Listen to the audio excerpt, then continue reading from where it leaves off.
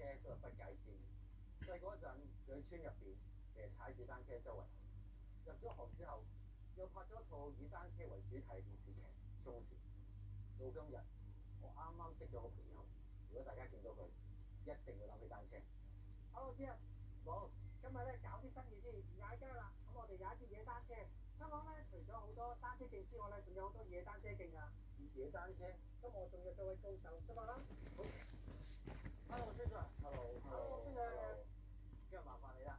漁護署管理緊15條越野單車徑，一個越野單車場，就係呢個梅窩越野單車練習場，係亞洲最大型嘅越野單車練習場之一。好正喎，睇得出政府投放唔少資源喺度，唔怪之吸引咁多本地甚至海外車手嚟玩，而且你呢度玩都好方便。土木工程拓展處分階段去改善同擴展南大嶼山越野單車徑網絡。第一階段係改善現有越野單車徑路段，興建呢個練習場係屬於第2階段。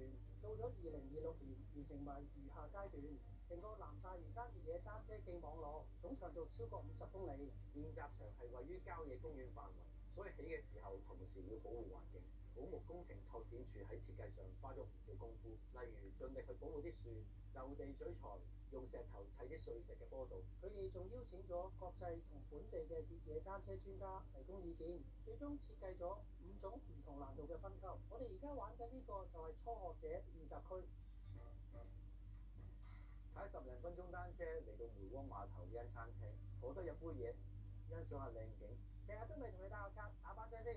我恨咗好耐啊！